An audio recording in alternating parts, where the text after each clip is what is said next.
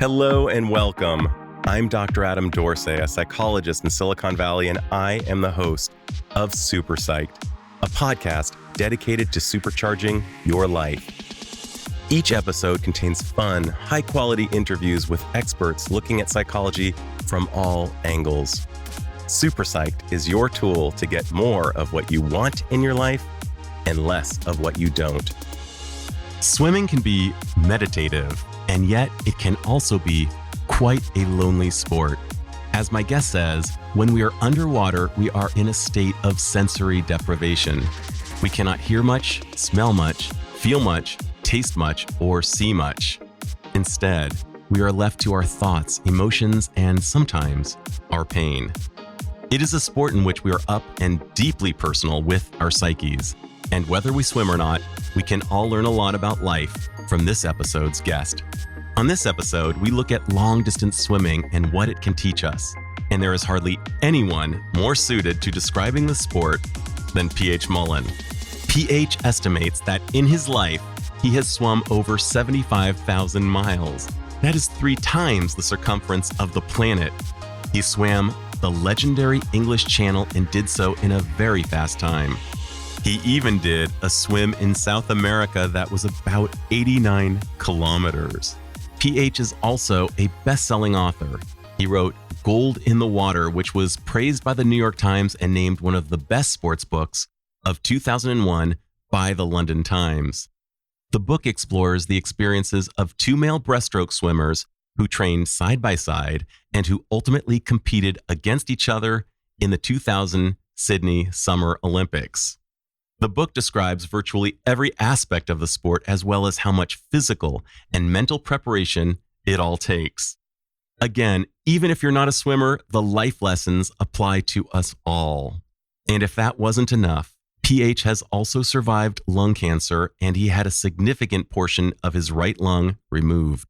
He had only a 19% chance of survival, and 16 years after his diagnosis, he is thankfully doing very well. These days, PH does Ironman triathlons at 7,400 feet to prove to himself that he's still got it. So join PH and me as we learn how he thinks and the life hacks that have made a difference in going the distance. PH Mullen, welcome to Super Psyched. Hey, Adam. I'm really excited to be here. So we met years ago at a party and you told me you were a writer, and then I looked you up and was blown away. Not only had you written some of the coolest things I could possibly imagine, but you wrote them really well and at a very high level. I would love to talk with you about your history with swimming, because that has been such an important part of your life. How long have you been into swimming and how did you get into it? Yeah, it's a great way to start. I think I was swimming as long as I could remember. I grew up in northern Indiana. And the story is that I was one of those kids who in first, second grade was either put in the very front of the room next to the teacher or the very back of the room away from everybody else. I actually had a period of time where my mother made me run around the house 50 times before I was allowed to come back inside after school because I was so hyperactive. And once it started snowing, I couldn't run around anymore. And so she threw me into the hardest sport that she knew, and that was swimming. So I ended up joining a club team in the winter, was one of the youngest kids, but it was a remarkable team, one of these diamonds in the middle of the Midwest that would just churn out collegiate athletes, elite world-class swimmers over and over again through hard work and through just a real humble approach to building excellence. So I ended up starting to swim competitively from about age 8 and then followed it all the way through a handful of years after college when I was on a professional circuit. And now I'm an old guy, but I still get in the water a couple times a week. Well, I'm kind of blown away by that. Your mom was very forward thinking. She was treating your hyperactivity with extreme sports. Did it actually kind of mellow you out? Yeah, the whole goal of putting me into a sport like swimming was, first, it would exhaust me. Secondly, I couldn't be a pain in the butt to other people because I had my face in the water. And then as you got older, what a benefit for a mom, right? As you got older, you started going to morning workouts as well. So you could totally wipe out a kid by getting them in the water 12 to 20 hours per week. And that's what she tried to do with me. 12 to 20 hours. And it sounds like you were amenable to it. You took to it. Yeah, I didn't know anything better. And if you had ever seen, you go to Indiana and you cannot drive down the street without seeing 75%, maybe 100% of the homes with the basketball hoops over the garage doors. And I might have exited that great state as the worst basketball player in the history of it. I could throw a basketball through a window like nobody's business, but the backboard, I couldn't come close. And so swimming was actually perfect for me because as everyone else was excelling in all of the other sports, I just became a little bit better and a little bit more dedicated to mine. Wow. So as a Hoosier, you didn't really represent on the court, but you did in the pool. What were some of your most important life lessons as a competitive swimmer? This is a great question, Adam. And it's a great question because I am a dedicated lifelong athlete. I am a person who believes that you learn more about life through sports and through motion than through almost anything. You learn about yourself. You learn about your limits. You learn about your character. You develop integrity. And specifically on the side of integrity, what's so great about swimming and other sports where you are against yourself or against nature and where you sometimes have a clock against your efforts, there's no cheating. There's no fudging what the outcome is. You're either going to be successful or you're not going to be successful. And some people excel in that type of environment. Some people don't like it.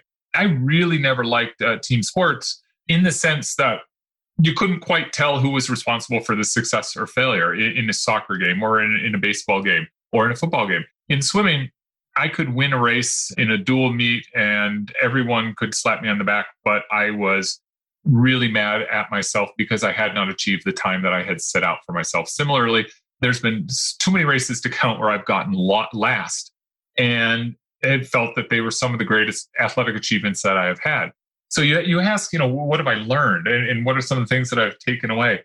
I'll tell you, having grown up as a average athlete with above average focus, drive, and I guess I would call it hope, I spent a lot of time swimming in the second or third fastest lanes.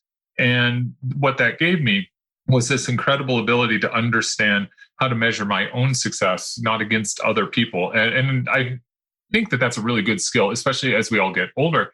And we try to figure out where do we fit in this cosmos? Where do we fit against our peers? Are we doing well? Are we not doing well? And just this ability to say, stop, that doesn't matter. How are you doing against yourself and against your own goals? I like to joke that I was on a team that had 4 All-Americans on most of the relays, and I was the 5th swimmer. I was the guy who went behind all 4 of them. That created an awesome amount of humility too. So I know we'll get into it, but I ended up doing a lot of ultra distance swimming and ultra distance competition and Ironman triathlons and et cetera. I ended up finding my own path by breaking free of trying to keep up with all of the guys that I just wasn't quite as fast as. And I think that was incredibly freeing. So another life lesson was how once I discovered that I was allowed to break free, what I could then do with it.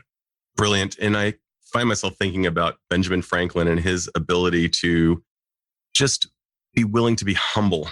And there's something that doesn't get enough press, in my opinion, how humility can actually really serve a person. You were kind of speaking to the fact that you pivoted. We're hardly even talking about your time at a D1 college swimming for Dartmouth for 4 years at a very high level. But you pivoted from serious competitive swimming to serious long distance swimming. You put yourself to the test by swimming the English Channel, and you did it really fast. Along the swim, you encountered, not surprisingly, tremendous amounts of adversity. Just to give our listeners a sense, a normal swimming pool is around 88 degrees Fahrenheit, and the channel is anywhere from 41 to 68. And there's jellyfish, and there's big boats, and it's 21 miles if you do it in a straight manner and more if you don't. Can you share your story of doing the English Channel? Yeah, I'm going to bridge that from having grown up in the middle of the Midwest to ultimately getting the chance to do that, because it's a really neat example of goal setting. And I didn't set out to make it goal setting. I just get to look backwards and say, hey, you kind of did that right, dude. I was 10 years old and swimming in Indiana, and there was a legendary coach there named Doc Councilman. And Doc Councilman is famous for creating the foundation of the sport today, from interval training to strokes to building the first great champions like Mark Spitz and a whole bunch of other people like him. And Doc decided to become the oldest man in history to swim the English Channel. And we, as little kids, would go swimming in meets, and there would be Doc in between the sessions, swimming back and forth slowly in the pool. And it was such a charge to get to swim next to this legend, this multiple-time Olympic coach. And of course, you're 10 years old, you're able to swim faster than him. A couple months after he successfully swam the channel, he was on the cover of Swimming World magazine. And I got that magazine, and I can remember looking at it and tearing off the cover and saying, someday I want to do that. And that was just an idle thought, but it was a thought that never went away. It was a thought that over the years, as I every so often would create a list of 100 things that I wanted to do in life and then save it and then look at it and see how far I'd gone, that always was somewhere in the top 10. So it became kind of a natural progress for me.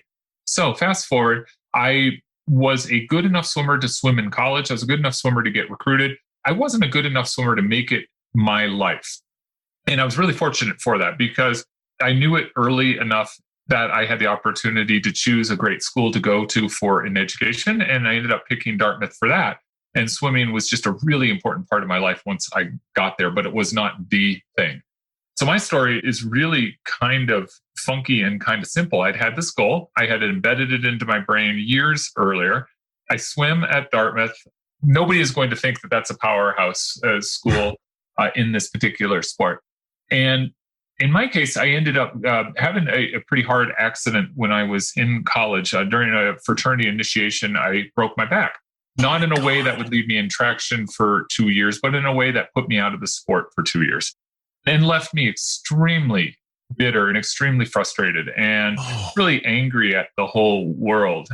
Later, we'll unpack a little bit about what that kind of did for me, which was one of the worst experiences of my whole life, but how I think it converted me going forward to ensure, or to at least try to not have that type of experience happen again. But to the story point, for 2 years, I really couldn't flip turn in a pool.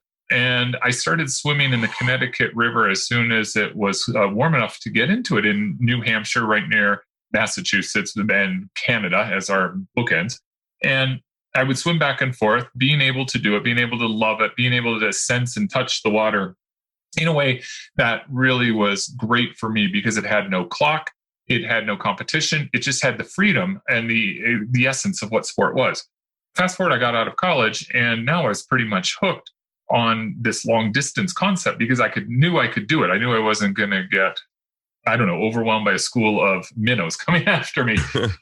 When I moved to Washington, D.C., not that long after I graduated in the early half of the 90s, I just started diving into the sport, no pun intended, and really just started going longer and longer distances. I was fortunate to find a coach there who loved this kind of thing and who had actually nurtured a number of swimmers into open water, which at that point was a super new sport. It was really looked at with slanted eyes and crooked smiles.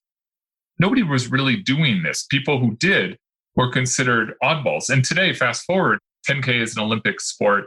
It's celebrated around the world. People are using open water swimming to highlight the challenges of climate change by swimming in cold water environments all over the world. It has really come into its sunshine. But at the time, it was just a few of us. And we would get into the Potomac River 2 or 3 times a week. And the coach had a kayak, and he would be our guide for an hour down, an hour back, sometimes 2.5 hours down, 2.5 hours back. There were moments or days, glorious, incredible days, where we would swim in the Potomac for 4.5 hours or so. Sometimes as the sun was setting on a Friday, and you would look at all these cars stuck in traffic and say to yourself, wow, I'm living better than anyone. So I did that for a couple years, and turned out I was pretty good at it. I ended up joining a professional world circuit in open water marathon swimming. And that's defined as anything that's in a lake, a river, an ocean, anything without walls that is over technically 15 miles. And I got a chance to travel to South America. I got a chance to travel to Europe to compete in the world championships themselves. And for all of those years, I was one of the top 2 or 3 Americans, and sometimes breaking into the top 10 in the world. All of that was designed to get me toward the grand goal, which was the English Channel. So tell me about swimming the English Channel. The only thing I know is there are rules that you're not allowed to wear a wetsuit. There are a whole host of rules that one must comply with to do it in what's considered a kosher manner. And I know you did that. And I also know that you faced the adversity that I was describing with the jellyfish and the cold and the big, big boats. And the idea that even if you swim it right, it will be at least 21 miles and probably longer because you might have to counteract some riptide. I think that's the term. Can you describe swimming that thing? Yeah, exactly. Yeah, I will. So here's what you do. You prepare for it. You prepare for it for a couple of years. You commit yourself to swimming extraordinary amounts in a pool and then in open water to train for it, ideally in cold water. So very specifically for me, as I would go into a season, I would be doing at a minimum 40,000 yards per week, but I would scale that up over the course of a quarter to as much as 120,000 yards or meters per week. Now, what does that look like? That looks like more than 20 hours of swimming. It includes weightlifting in between. It includes a ton of sleeping and trying to recover from all of this. And the way you prepare for it is that you primarily work on an aerobic level versus an anaerobic. And what that means is you're at a point where you can continue for an unspecified amount of time at the rate you are going without moving into fatigue, without having a great degree of lactic acid buildup. So you think about that as a jog that you may do where you can talk to the person with you. You can't have long soliloquies, but you can talk versus anaerobic where you're breathing really hard and you're burning up the few matches that you have in your matchbox. So that's what the basis of training looks like. And then there are two types of swimmers. One type is the kind who is going to stay in the English Channel until they get to the other side. They tend to be a little bit slower, a little bit bigger swimmers, and they're just going to endure, and they're amazing at what they're able to do. And then you have other guys like me who are like, holy crap, I have X amount of time before I'm truly going to freeze. So I think I'll better get myself across. And I squarely fell into that category. So to get ready for the aspect of cold that you mentioned, for about 2.5 years, I didn't turn on hot water in the shower. Oh my God. Yeah. It seemed like a remarkably smart thing and easy thing at the time. And it worked out. I don't know if I could do it now today. I'm amazed at the person I was who just did that without batting an eye. To bring it even more visceral for you, I lived in Georgetown, and around the corner was a convenience store, and I could buy 3 bags of 7-pound ice for under $10, under $5. And I would take that 21 pounds of ice and I would pour it into the bathtub, fill it with cold water, and then I would sit there and I would do my work on a laptop for as long as I could stand. No way. Yeah. So you were basically Trumbo in a tub full of ice. Yes. And if I had to talk on the phone and my teeth were chattering, which they were, I would say that it was a bad phone connection. You didn't fess up? No. I was way too embarrassed for people to know what I was doing. I was working full time at the time. I was working as a young reporter on Capitol Hill and just trying to juggle all of this stuff at once. So you get to the English Channel and you're right about all of these wonderful rules. The English Channel was first crossed back in the late 1800s. I want to say it was 1875. It was done by Captain Matthew Webb.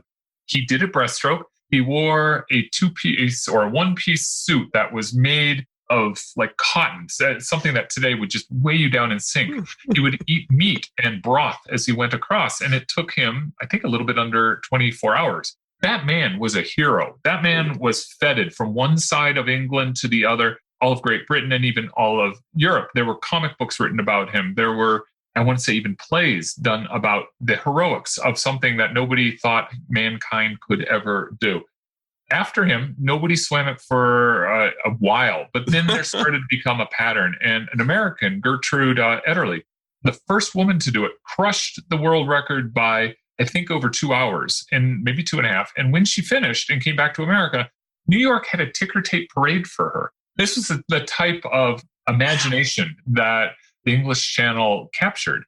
As it should. Yes. Yeah. I mean, it's mythical. It's romantic. It has all the challenges. The poets can look at the waves of the English Channel and talk about all kinds of reasons that you should not be able to cross it. So I got there. I had to follow all of these crazy, fun, very, very British rules. The people that guide you across are either fishermen, or now there are some semi-professional guides who will take you across. And you are monitored by somebody who is associated with one of the official associations of the English Channel. They wear white, as you would expect, Wimbledon white. They timed me not on a stopwatch, but on a Rolex watch, because Rolex was one of the sponsors of the English Channel crossing, which also feels so British to me. That's so cool. You are not allowed to touch the boat. You can be fed, but they extend to you a feeding with a long stick, and then you grab it. In my case, I used a red cup, the kind that I use now as a dad as often as I can. And you would just get the food out of that. This was back before sports drinks were a big thing. Right. It was only 20 years ago. We had to make our own concoctions of mixes, basing it on what we thought was best for our body and from several years of testing. So in my case, I would have a thick protein drink. Then I would have 2 Gatorade drinks. I would drink every 15 minutes when the stick would be held over my head. And then you would just keep going. I would just keep going as fast as I possibly can. The way you would try to measure progress is by counting your stroke rate. So for me, I stayed warm by having an incredibly rapid stroke rate, something that you really would never see in a pool, but it was 80 strokes per minute. Oh my. Okay, so that's 1.33 per second. That's really fast. Yeah, I was an English major, so I'm just going to trust you. But this process was, in my case, we waited for a day that looked like it was not going to have too many winds, too many waves. I pushed off from the shore of England probably around 5 a.m.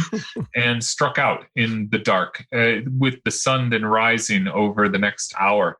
The water in the English Channel is green. You can't see that far. It's really pretty when the sun strikes it the right way. You can kind of see the shafts of light coming down and hitting your hand.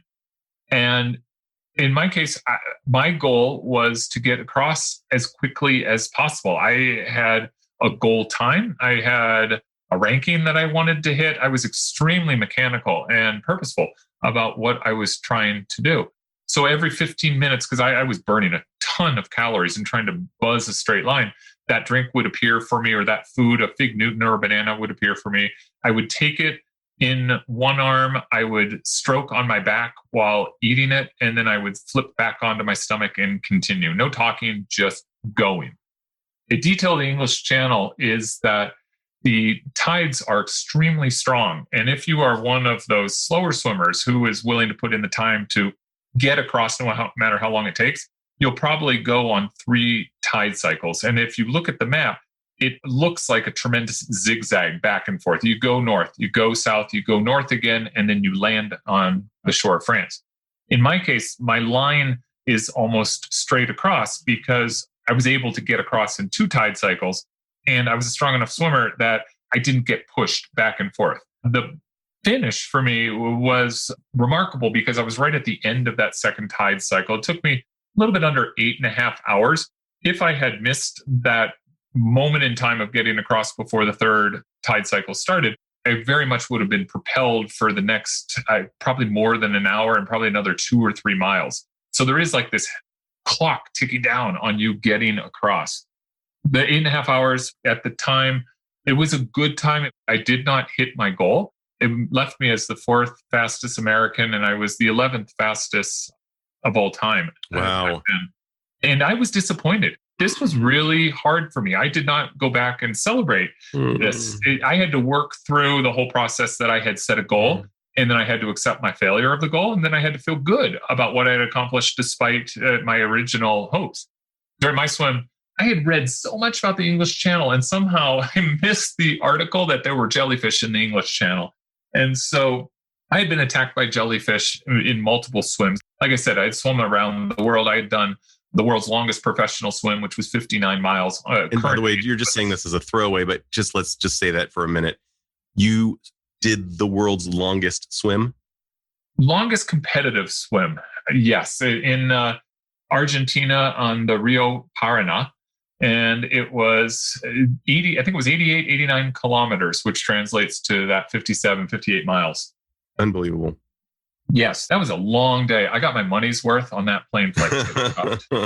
I had been struck and bitten and attacked by jellyfish before, not in that river, because there are not jellyfish in rivers, but in open water swims before. One time in North Carolina at the national championships, we swam after a hurricane had passed, and the entire landscape, or I guess waterscape in front of me, was filled with hundreds of jellyfish, big ones, round ones, with more of hard shells around them. And you would dodge them as if they were little mines, swimming back and forth around and zipping through essentially an obstacle course. In the English Channel, they were invisible and I never saw them. I only started feeling the sting. So it wasn't until I was starting to react against them that I realized I was in a jellyfish school. So in my case, and I know it's happened to other people as well, I got the typical nausea. I ended up vomiting. I ended up kind of losing my sense of balance for a while, which is really uncomfortable when you're in the water and waves are rocking you. So wait, hang on a second. You vomited while you were in the water? Yeah. Because I remember you vomiting when you got to the shore, but I didn't know that you did it in the water as well. That is really intense. So you're swimming at 1.33 strokes per second and vomiting and getting bitten by the jellyfish. This is just unbelievable. Yeah, like Ginger Rogers. If only I could have done it backwards, that would have been the whole package. Right. Yeah, so I got hit with this and I was vomiting. And in this experience, the jellyfish tentacles raked me through the roof of my mouth. They were on my armpit. I had them down in my groin. Come on. It was really uncomfortable. Are we actually talking about they actually got you in the happy spot? Yeah, but on the outside of the suit. When you swim the English Channel, you are allowed to wear if you're a man, the same type of swimsuit you see in races. It could be jammers. It could be a small Speedo. I wore a small Speedo. You don't wear anything else. You don't have any wetsuit on. You are allowed to put a protective covering on. Most people use this kind of cool mix of Vaseline and lanolin, whip it together, and then put it all over the body. And it creates a nice sheathing that protects you ideally from jellyfish and also from the cold. Problem is, after about halfway through the swim, it starts to really come off. And so it loses its effectiveness as you go forward. So that was my experience. And, one of the really, really neat things that I love to be able to look back on accomplishments and try to understand what really kind of set it apart, what really made it valuable, is that never once in that circumstance did it occur to me to stop, let alone get out and quit. I just kept plodding through. And in retrospect, what it was this 2 years plus, and even this more than 10 years of expectation that I had programmed my brain so much that it just could not conceive a reality that didn't involve finishing. And it's one of the greatest life lessons. That type of preparation didn't happen in a day, a week, or even a year. It happened over my entire adolescence and growing up and growing into this.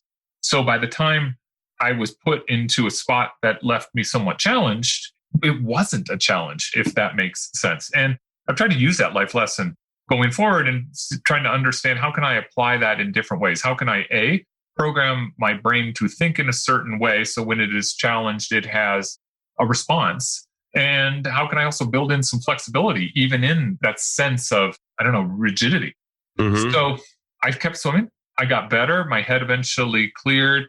I was slowed down by that, but ultimately I crashed into the rocks of France. I got buffeted back and forth. Coming into France when you are exhausted and can barely lift your hands over your head, and then not being able to stop yourself from getting pummeled in the waves. And there's no sand, it's pure rocks. Come on, it is one final little kick in the happy place to say thanks for joining me today in the English Channel. Congratulations, get out now. And so that's what I did.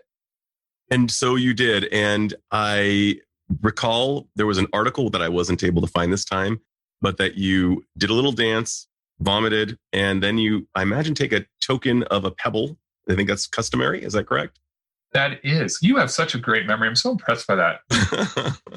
When I landed in France, there was no ticker tape parade like Gertrude Ederle. There was no excitement.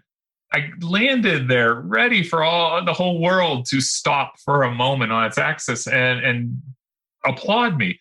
But no, it was an empty beach, completely desolate. Yet up on the bluff, high above, I can still remember this vividly, a mom and her young daughter. And they're looking down at this shriveled guy with the leftover white Vaseline and lanolin on him, kind of staggering around in the waves. And very politely and demurely, they clapped for a couple seconds, acknowledging what I had just done. And then they turned and went back to their lives. And I turned and went back to mine. And I thought that it was absolutely fantastic to finish that way. And when you say it was absolutely fantastic to finish that way, are you being somewhat sarcastic or are you being serious? No, I'm actually being serious. So doing something like this is incredibly selfish and it's incredibly self-isolating. And neither of those are necessarily bad as long as you understand that that's what's going on and that's not who you are going to be at all times. So the exercise that I did, I had done for myself, and the results I had done for myself. I wasn't looking for money, for fame, necessarily even for great acknowledgement. And so I thought that it was incredibly fitting to do something that I dreamed about for so long. And the reward for doing it was the fact that it was done. And for me, that was more than enough. Got it. You really focused on the intrinsic nature of just having done it, not some type of ticker tape parade, no fanfare, just the fact that you know you did it. And how did you come to terms with what you perceive as a personal loss of not placing higher? Yeah, for me, that's one of those silly things that I would kind of kick myself with a little bit. Why are you frustrated with this? You just accomplished something great. How do you put this on the shelf in the right way? Where does it rank in how you view who you are and who you want to be as an accomplishment, as the thing that you have done, which I think is, I don't know, probably something that I've done a lot of my life is trying to catalog or think about whether it should be cataloged, whether it's English Channel swimming, whether it's another accomplishment in our lives. So in my case, I had wanted to be faster. I had wanted to have my name ranked higher. And when I came back home, I didn't celebrate this in a big deal. I didn't go out and talk to the media or put it in the newspaper. One of my friends who swam the next year, a dear friend in Brazil, swam multiple hours slower than me and has somehow made it a cottage industry career for the rest of her life to talk about it. She wrote a book about it. It was a best-selling book in Brazil. And I find that experience was just so neat because it was so different from everything that I did. I just went back to my normal life with that having been checked off the list of the 100 things that I want to do in life, and never left swimming, continued to compete and do the longer distance stuff when I could. But I ultimately became satisfied with it. It was the processing that you have to go through to say, I did what I set out to do. I almost got the goals. I am a swimmer, so I live a lifetime of having great accomplishments, but always knowing I could do a little bit better because that's what the clock, that's what the watch does for us. And I think probably a lot that helped me is that over time, I mean, even now the conversation we're having, over time, more and more people would say, wow, that's really cool. I don't know anyone else who has done that. Or wow, tell me a little bit more what it really is like. How cold is that water?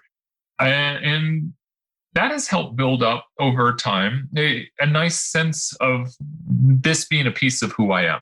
You know, just for the listener, most people, when they do the English Channel, at least to my understanding, they bulk up, they fatten up, and you did not do that. You relied merely on getting through it quickly. And that's unusual. I'm wondering also, facing all that adversity, I mean, I apologize to the listener, but vomiting is such an unpleasant physiological experience, maybe, you know, toward the top of the, you know, worst. And trying to breathe underwater while doing that and stroking as quickly as you are, trying to make sure that you stay in a straight line in a very, you know, a very tough place to stay in a straight line. What thoughts were going through your head? Did you have a mantra? Did you have a thought? Did you have a song in your head? What kind of fuel was going through there? Swimming is a really, really interesting sport. And there's other solitary endeavors that are similar, but I think swimming really encapsulates what it means to be locked into yourself. You can't see anything. Mm-mm. You can't hear anything. Mm-mm. You really can't taste anything. Your senses are overwhelmed by hundreds of thousands of touch points instantaneously as the water is rolling around you. So when you have that many sensory moments, you have none, really. Right. And so you're really locked in with yourself and by yourself. And there's a joke in swimming, and it goes along the lines that if you got to be a swimmer, you either got to be super smart and creative, or you got to be dumber than a bag of bricks. And there's nothing in between. That makes total sense. Yes. I love that. And I think I toggle between both of it, depending on my day, my month. I've read your writing. I think you fall into the former category, but anyhow. Like many of these rhythmic sports, and swimming especially, you do get songs locked in your head, and it tends to be a verse or two that does become a bit of a mantra. That I have observed over time can stay with you for hours and hours and hours. There have been nearly whole days where I will have sung over and over the same verse because it just gets ingrained. And that's fine. And with swimming, you typically do it in the same rhythm of your stroke cadence. So everything kind of fits together. And that happens naturally. And I've done enough experimentation with it that if you start singing a mantra of a very slow song, you actually do slow your arms down. And all of the latest technology with listening to songs at a certain running cadence is just so natural to me. That is such a no-duh. And it's really cool that now everyone gets to see what that means. So I would sing a little bit of songs. I think my mantra was get to the other side. And it was as simple as that. And that's 2 swim strokes if you say it slowly. What you have to do when you swim something long like this is you can't really tell where you're going. So you have a guide boat, and the guide boat stays just slightly ahead of you. And you sight off of, at least for me, I would sight off of the middle of the boat where a person was standing. And that was the simple way of not having to think about anything that had to do with navigation, just trusting the people who were guiding me across. So at least that part of this whole process was taken care of by someone else. That makes total sense. I remember when I used to do long distance cycling, which is nothing like what you were doing. I would listen to really campy music in the morning. I'm not a morning person, but I would really go with high BPM, something really, really funny, just that made me just happy as I was going. B-52s, Queen, George Michael, something that was just really, really upbeat, and maybe something that might embarrass me if other people knew I was hearing it as an earworm. So that seemed to the levity of it. But I would love to know what your brain's song list was at some point. There is such power in bringing music into your life specifically for something like that, because you're also cataloging what you're trying to do by assigning a certain set of songs or certain song or genre of songs. So during the whole lead up to this, the song that I picked was I'm Still Alive by Pearl Jam. Oh, such a good one. Oh, it's a great song, and it's a hard song. It's a dark, furious, strong song. And it was a perfect piece of music for me, not necessarily when I was swimming in this particular race, but over the course of the previous year or two. I used that as my go-to song, my touch point in between workouts or on a Friday night when I'd already put in so many hours of my life and I was working and just trying to hold everything together. So I tried to use that song specifically to get me in a frame of mind, the way you just described before you would get amped up and go out on a bike ride. These tools have tremendous value when we think about goal setting, we think about pushing ourselves, because they contextualize what we're trying to do. And they, to me anyway, they set my mind in the right framework for it. You know, I want to go there for a second, since you talked about Eddie Vedder's amazing lyric or title, I'm Still Alive. At 35, you were hit with an existential challenge of the toughest kind. Although you'd never smoked, you were diagnosed with lung cancer, and you've cited that your swimming may have provided you with a foundation toward your recovery. Can you share that story and how swimming may have saved your life? I think that everything that you said has a ring of truth with it. So check this out, because this is a really the defining thing of who I have become. Right in my mid-30s, I had one gorgeous, wonderful daughter. I had a brand new newborn baby daughter. I was on top of the world. I was with a company that had just gone public here in Silicon Valley. And I had a beautiful wife who loved me and I loved her. Everything was really clicking. And my health was perfect. And you're right. I had never smoked. I'd rarely been in settings where there was a lot of smoke. I didn't party that hard. I had not exposed myself to bad environments. And one day, Adam, I went out for a long run in the rain and I got sick and it developed into pneumonia. And we dismissed that. And I went back to my normal life several weeks later.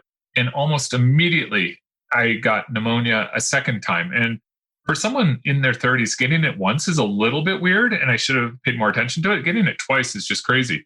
So we finally started getting everything checked out. And yes, I had a form of lung cancer that's called carcinoid cancer. I had it in my right lung, and I had a very large mass that was in my lower lobe and moving into my middle lobe. So this type of cancer, I'm always a little bit hesitant to say that I have lung cancer because I have been in the cancer wards. I have walked with people who have a very different kind of lung cancer, and they are on very different journeys than I was on at the time. I had this terrible existential moment that you just described. And the way we dealt with it was the only way we knew how to at the time. We cut out most of the lung and cut out a lot of the area on the right side of the body. I have a really awesome, gnarly fishhook scar that runs across the right side of my back, and you can really tell who I am when you're swimming, when I'm swimming, because you can see it flashing in the sun now. So we removed all of this. And the great thing about the carcinoid cancer is that it's a relatively slow grower. The really scary thing about it is that you need to be observant, check it, and worry about it for 10 years versus 5 years, which is typical for many kinds of cancer. So we did this extremely brutal take all fix solution to me. And then I went through a series of years of really trying to organize and wonder what was going to happen and where I was going to go. So I had a handful of years with, according to all the actuaries, my life expectancy was under 20%. In fact, it was 19%. And I will remember this forever because it was like, damn it, can't you guys just give me one more percent so I can say that it's in the 20s? And that was really scary. I ended up stepping away from my career, leaving that great company, stepping back even from various writing that I had been doing, and trying to focus on what's important and what mattered. And for me, that was my family. And so my wife is a physician. We sat down and decided to focus on her career and accelerate her success in the best way possible professionally.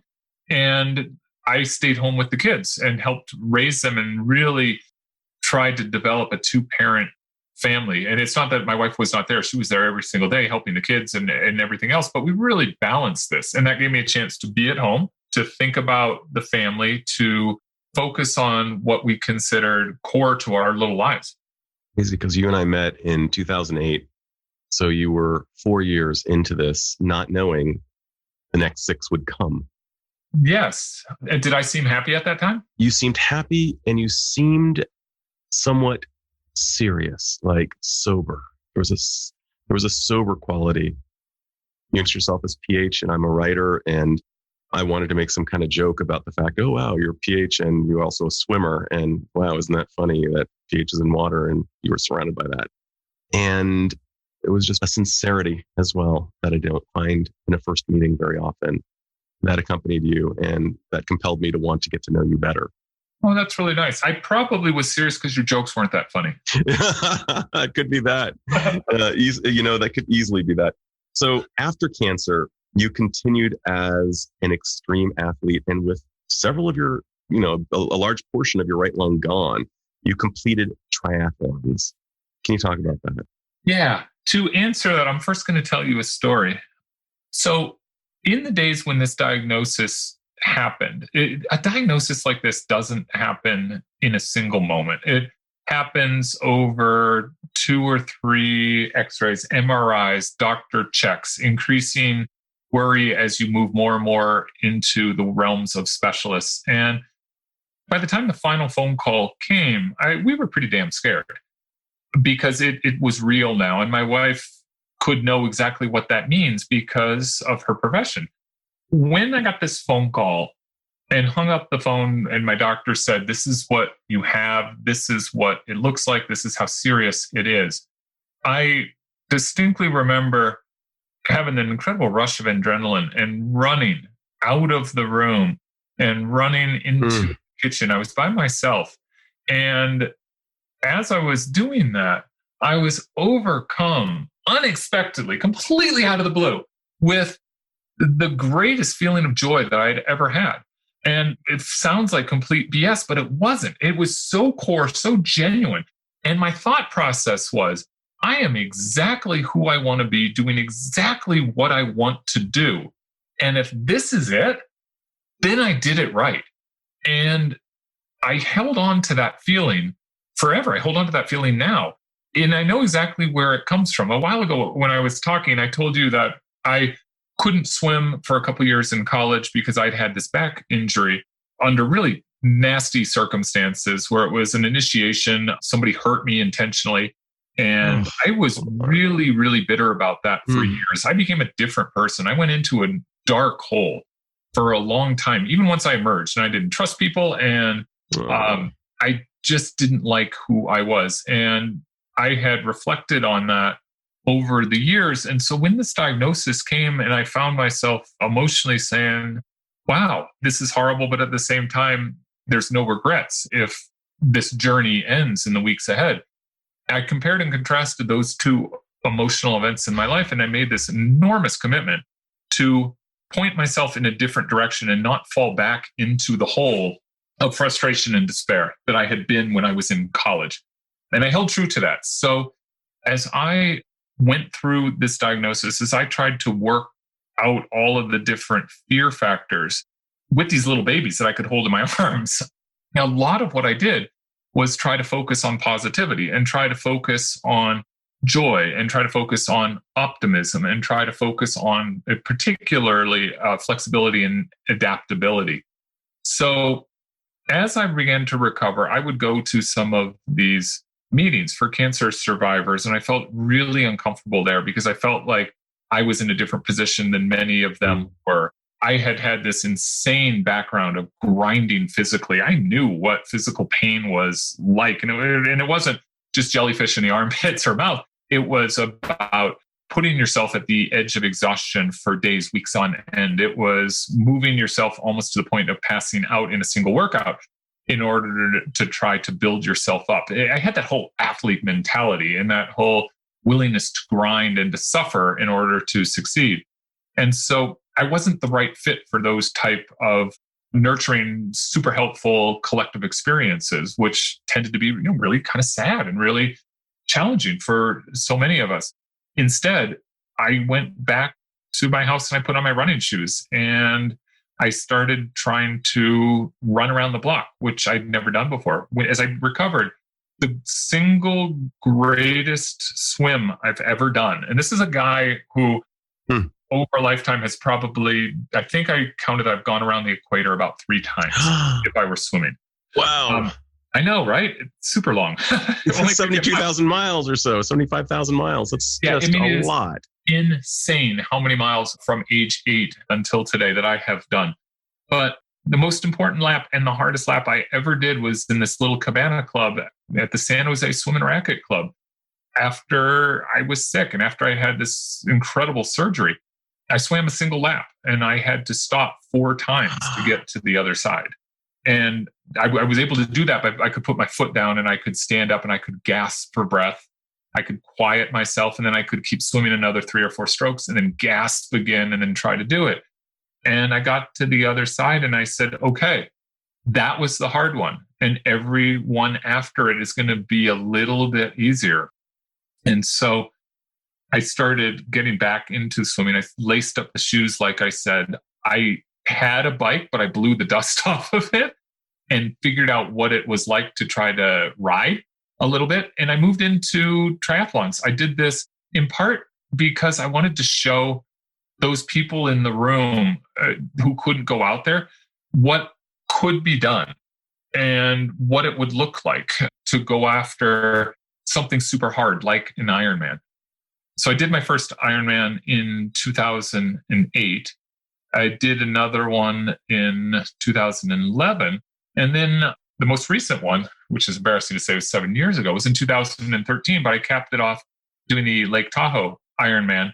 And I did that one because most of it was over 7,200 feet in elevation, where you know how hard it is to breathe. I looked around for the hardest triathlon in the world at the Ironman distance and said, that's the one I want to go for, because I just want to prove once and for all, this is what recovery can look like. Incredible. I'm just thinking about the contrast between the single lap and your explanation afterwards. This will be the hard one and it will get easier incrementally each time, versus the explanation after completing the English Channel of, damn, I wanted to place higher. And how profoundly different these two psychologies are, if you think about it. Yeah, it's true. And I'm happy to say, and I'm kind of making this up right now because I don't have a formula. I don't have a list of how a person is supposed to live, but I think I have guidance. I think my parents gave that to me. And I think how I grew up gave that to me. And that change in perspective came about both naturally, but intentionally. And it was this stunning awareness that my time here might be very limited on Earth. And I had the choice of how I wanted to make those days count and how I wanted to approach those days. Man, it takes the same energy to wake up in the morning in a good mood or a bad mood. So why not try to focus it on a good mood? It takes the same energy to be optimistic or pessimistic. But if I'm optimistic, the things that I'm able to accomplish in the workforce with teams that I partner with, it does such an amount of good that it just seems kind of like a no-brainer to try to take that type of approach. And I can't help but ask, but I'm a psychologist. Some guy breaks your back and you go through a dark period for 2 years and a lingering dark period afterward. I find myself wondering if some of your healing process did transpire through the long distance swimming later on. Yeah, it very well could, because I had to build up who I was. The freedom that this long distance swimming gave me is that I disassociated myself from the concept of competition, from the concept of, I don't want to say the material world, but of just things that we typically care a ton about. And that surely was freeing. It was remarkable the amount of self-confidence that it gave me. But I think the self-confidence came afterwards. Like, it was a surprise that the longer I went, the more hours I put in, the better I got. I had this crazy thing that somewhere between the 4th hour and the 4 hours and 15 minutes, I always get stronger. It's like something clicks for me, like another system of caloric intake or something seems to happen. While meanwhile, most of the people that I surround myself with athletically, they're dying at the 4th hour. And I know it sounds kind of funny to say at the end of going for 4 hours at 160 heart rate beats per minute, I finally get into my flow. Really? All I know about that experience in college is that it changed my life, and not in a really good way. And I handled it really poorly. And I handled it at the time so poorly because I had so much wrapped up in who I was as an athlete, or as an athlete scholar, someone who's taking super hard classes and also trying to excel in a sport. And when half of the pillars, the foundations of who I thought I was, were instantly taken away in a total shock, I realized that I was not emotionally or mentally equipped to adapt, at least not quickly. And I don't want to ever get back into that spot. So in this weird way, the thing that for many, many years I thought was the worst thing that ever happened to me, I've converted it over all this time to say that's one of the best things that could have happened to me. And how so? Because I was young enough that I could bounce back. And I was old enough then to know that I hadn't handled it well and that I would have a choice the next time something like that confronted me. I would have a choice to handle it differently. Oh, that's brilliant. While you were at Dartmouth, you described something so funny to me that it was fairly clear that your team was not going to be a contender for the championship, and your coach decided to use the first 30 minutes for mindfulness. And recently I interviewed Coach Steve Kerr, and he said that mindfulness is one of the things that propels the Warriors to win.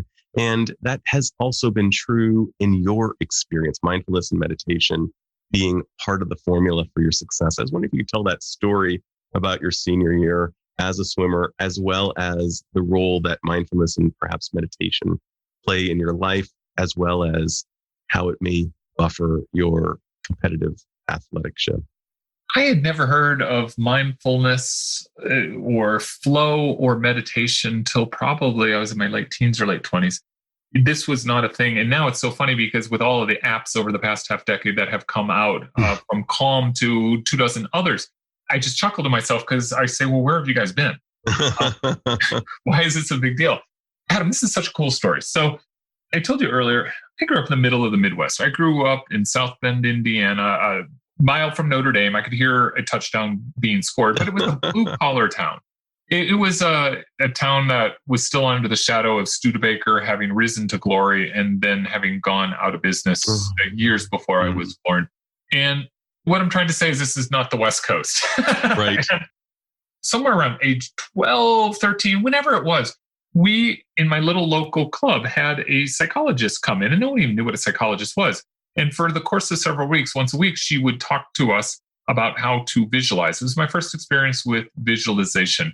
And it was all about learning to close your eyes, learning to breathe in a cadence, and learning to visualize what you wanted to do from a swimming perspective. And swimming is phenomenal for this because every lap is the same number of strokes, probably the same number of breaths. Your time, whether you're going slow or fast, is going to be within a very narrow band of several seconds, depending on the distance. In other words, it was easy to do and you could see results. So I kind of had this thing. I didn't know what it was. There was no word flow. There was no word mindfulness at the time, but it was something that I had carried with me and I had used repeatedly growing up to just close my eyes and visualize a race. Once I got older, I started doing more and more of that. And then this is the story that you and I talked about the other day. It is so cool. Dartmouth was nobody's idea of a powerhouse in the sport of swimming, nobody's idea of even a contender in the sport of swimming. We were bad. We were a bunch of guys who swam because we loved motion and we loved sports. That was it. And it made for a great cohort of people to surround yourself with. But my coach started us our senior year, young guy, because it has to be a young guy. It has to be someone who thinks new. And he said, guess what, you guys, you suck. You're not going to win. So what can we do within the range of expectations? And this guy said, we're going to do a team-wide experiment for your senior year. We are going to spend the first half hour of every workout meditating instead of warming up. And, we're all in the locker room looking at each other with arched eyebrows and saying, who is this guy?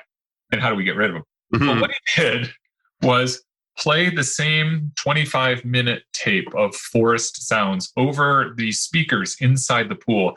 And picture a pool made forever ago, like in the early half of the century with all of the high soaring ceilings, the Gothic pillars. It was a beautiful but tired old place with the sound reverberating off of the walls. And then what made it amazing is that the boiler room for the entire gym was underneath the pool deck. So in the middle of winter in New Hampshire, when it's 2 degrees outside, the pool deck was like 85. You could just lay down on the tile and sink into the warmth. The coach would play the same soundtrack. We as a team would lay all 20, 25 of us up and down the deck, and we would just visualize our individual races. We did it for an entire semester. And what I had the opportunity to do was come in a couple days a week late because I had a late class. And Adam, this was the crazy thing. I would picture me walking from the top of the stadium steps down quietly so I don't disturb anybody. And what I'm seeing across the pool is this whole group of guys. Half of them are asleep, snoring, just out. But the other half are totally buying into it. And they are so into their visualization that you can see that the breaststroker's biceps are twitching in unison. You can see next to him, the freestyler's biceps are twitching one, then the other, mimicking his freestyle stroke. You could see that the kicks sometimes would even demonstrate butterfly freestyle or breaststroke. And we did this every single day for the whole season, really. And when we got to the championships, you could draw a line between the guys who had taken awesome naps and the guys who had bought in. The guys who bought in had lifetime best times, but not just by a little, but by an astronomical amount, far exceeding what they should have been capable of. And then the other guys, I guess you'd call them the B of the AB pilot testing. The control group. Yeah, the control group. There was none of that type of responsiveness. And the walkaway for me, the walkaway for every single person who bought into it was, oh my God, there is something so powerful here. We need to spend a portion of our lives thinking about how we can apply this across everything that we do. And most of us have ended up doing that in our lives. That's just such a great story. It just tickles me. And I'm so glad that you shared it.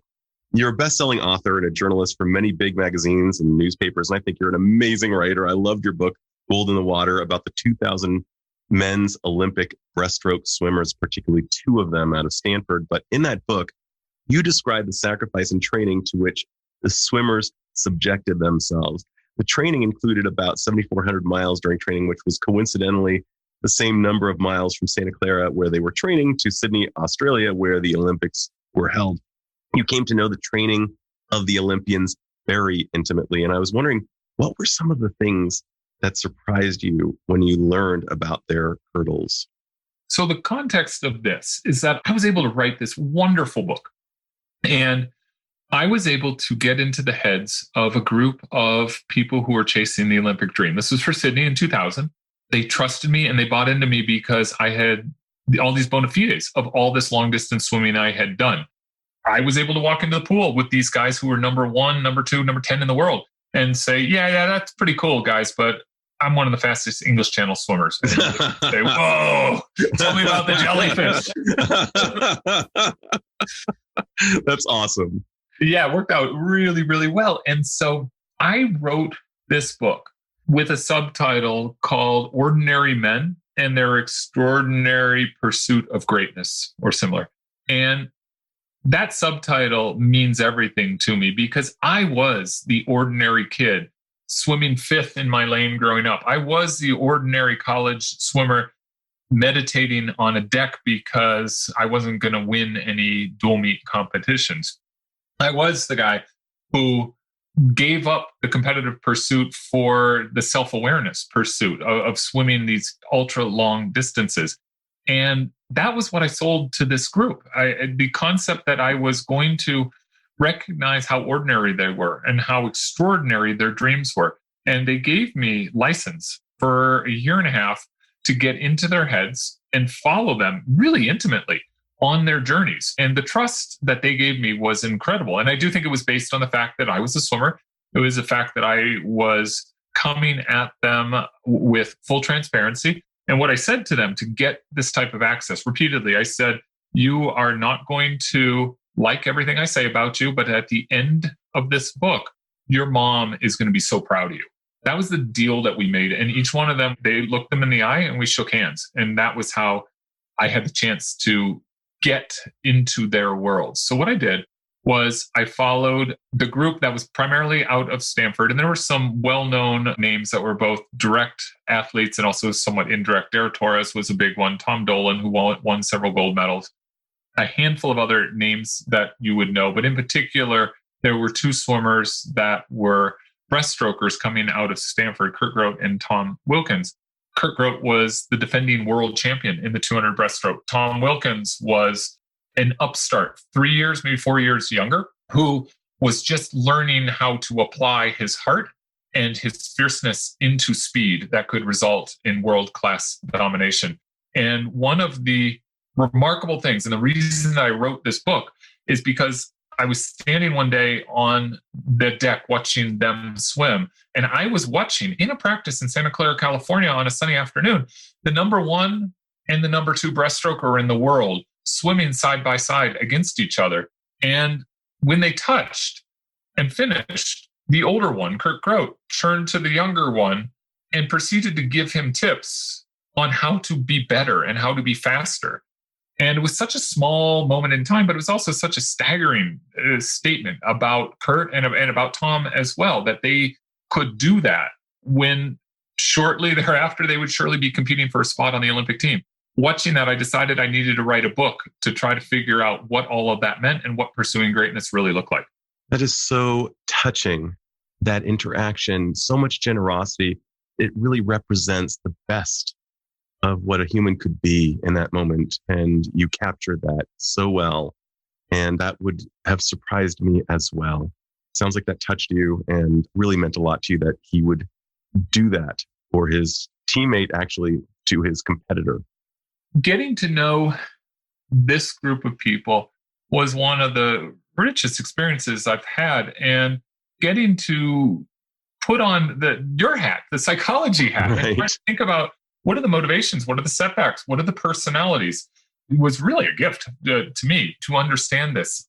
One of the things that I took from it was how at this elite level, this not top 1%, but we're talking 0.1% in the world at what they do. And, let's face it, these guys were all graduates from Stanford, most of them with honors. This was a really intelligent group of people who thought about their physical excellence, who thought about their mental excellence, who were really the whole package, and were given the opportunity to take all of those assets and see if they could become immortal and win an Olympic gold medal.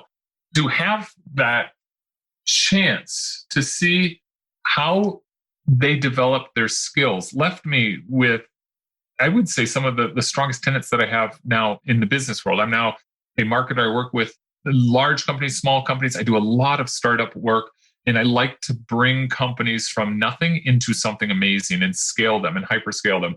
The lesson that I take every single day into the workplace, I got from this group of guys of how you can individualize your response and how you can tweak your response just slightly to give a personalized experience. And that can unlock the potential of everybody around you if you take the time to understand how to personalize it in that one-on-one manner. What a great extrapolation. Got to ask you, you seem like a person who has sworn off hyperbole, and yet you wrote something really powerful in your book. Sports is life. I believe that is a direct quote. Sports is life. Can you share what you meant by this? I'm really appreciative that you note that quote because it's one of the most important ones that I have in that book. And the full quote is, sports is life, semicolon, everything else is just the detail. Right. What does it mean?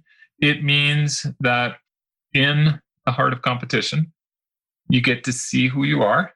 You get to see who your teammates, your partners are, whether it's your right wing on the soccer field or your spouse. You get to understand who you count on.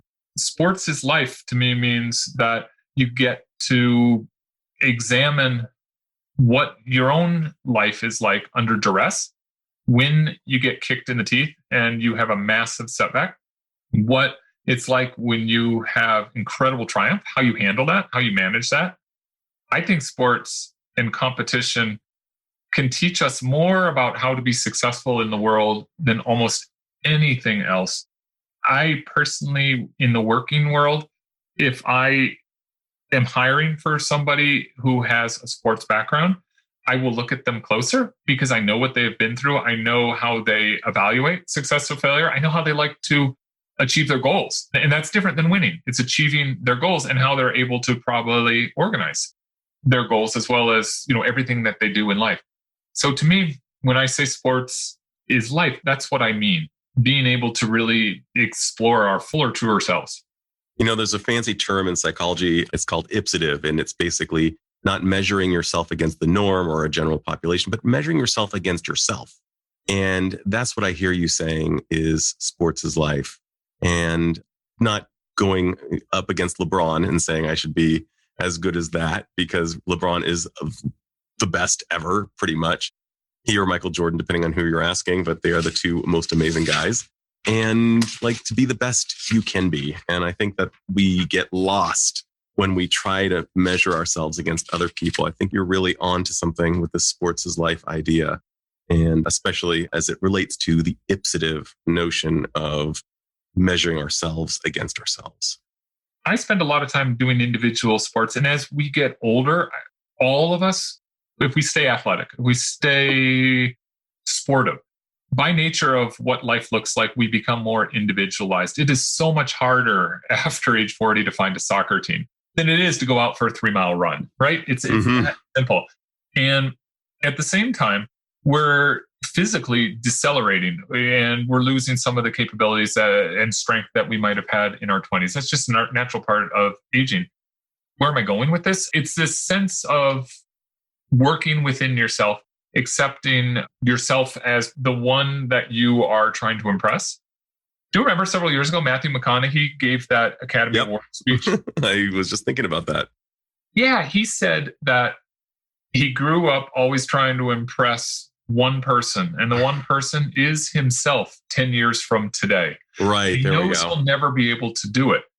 And living in that world of negative capability, as Shakespeare would say, that opportunity to have opposing ideas and concepts. Here's my goal, but I know I'm not going to achieve my goal. Yet I'm still going to chase my goal.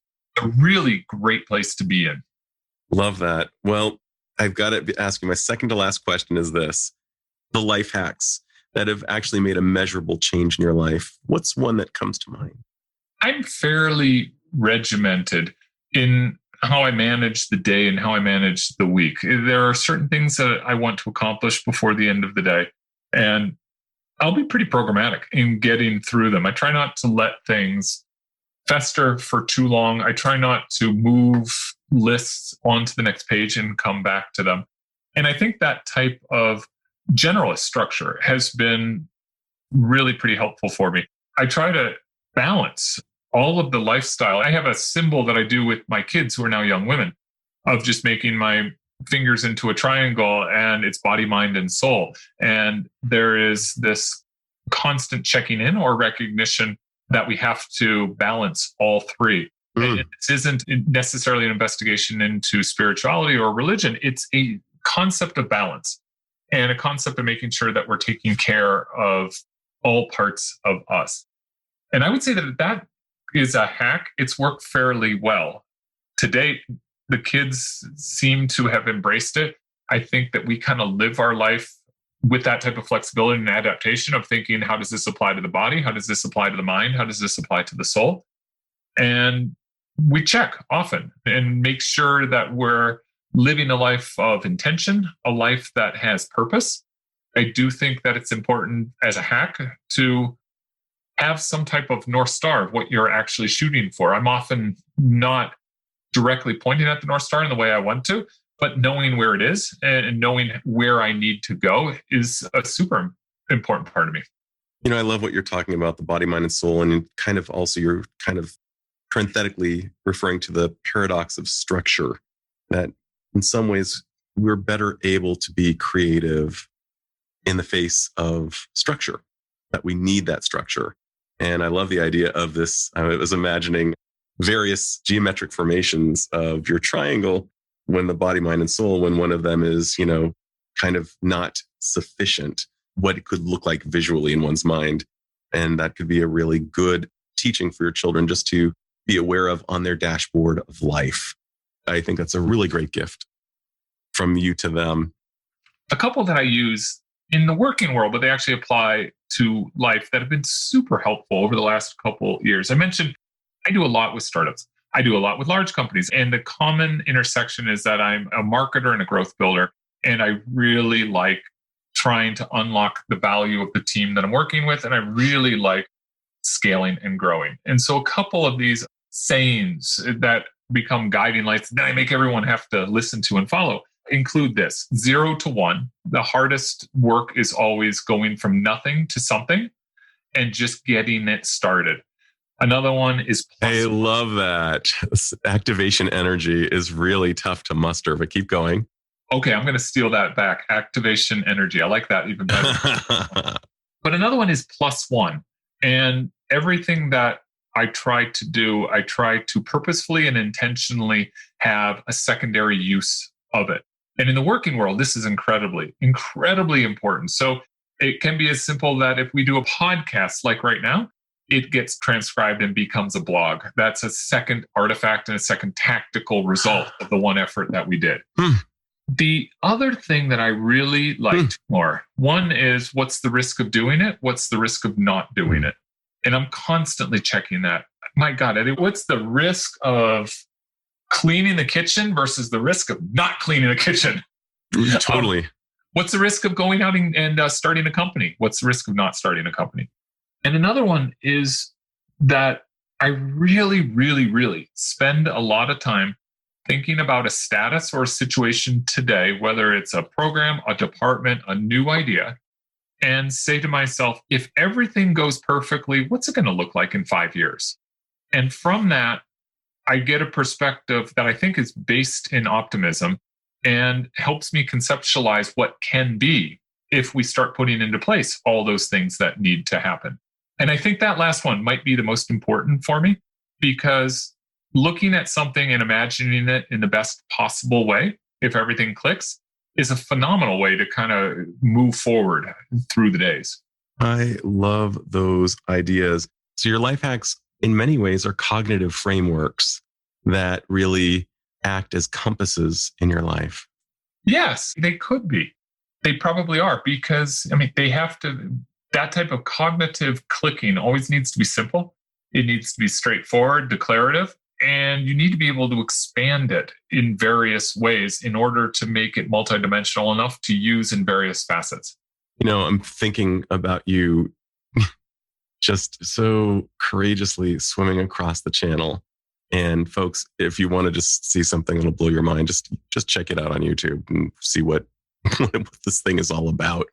But for you to stay on course for the channel, I think in ways that you can't even imagine to this day, that has been part of the playbook that has allowed you to stay on course for just about everything you've done, whether it's been writing your book, raising your children, your professional life, recovering from cancer, all of these things. Something very fundamental, I think, I can't help but believe, was really drilled into you in a good way that has created you a far more robust version of PH Mullen than he would have been if he hadn't clocked those hours of training to do what you did. It's just unbelievable. Thank you. My final question. So PH, if you've learned one thing from your challenges, any of the challenges you wish to name, that you could share with all people, what would it be? And if they put it to good use, how might their lives improve? It's a great question. And I think there's two parts. One is that we're all going to have challenges, and they are mostly going to be unseen and unknown. You and I have known each other for many years, and you probably didn't know some of this stuff. The person that you sit next to has gone through an awful lot. This concept of empathy, which is so important, but also overused now, I think is incredibly important for all of us to recognize and understand that there's a lot going on with the people that we're engaging with. I think that's incredibly important to carry forward. And number two, when you're hit with something unexpected, when you're hit with a setback, when you're hit with something negative, we have a moment in time where we can start to decide how to respond to it. And I think that this is regardless of how big or how small the circumstances is. If we can set up how we're going to respond and then use that North Star concept to try to point ourselves toward it, it's going to make the experience so much better. I think I was really, really fortunate, as I said before, to have a pretty unexpected jolting setback when I was younger that enabled me to process much better a much bigger and much more serious setback. That's incredibly important for all of us, because we're all going to get hit with something, right? We're all going to have something come out of the blue sky and knock us. It's just a matter of time. There's a saying in biking that if you haven't had a pretty bad crash, you just haven't put in enough miles. Oh my goodness. And it's pretty dark, right? But it's also pretty true. Yep. So we're all on the same journey, and deciding how you want to apply your response to that journey and that setback and that unexpected thing can make all the difference. So PH, thank you so much for so generously sharing your time, your wisdom, and yourself during this interview. I can't thank you enough. Well, thank you, Adam. This is a fantastic podcast and a fantastic service because I think you're bringing thoughts, you're bringing intentionalities, and you're bringing this crucial element of positivity into everything that you're doing. So I'm equally appreciative of the time you give me. Thanks, dude. Can't wait to hang out with you again. Right on. This is Dr. Adam Dorsey thanking you for listening to Super Psyched. If you know anyone who might like it or who might benefit from listening, share it. And if you like the episode, please hit subscribe.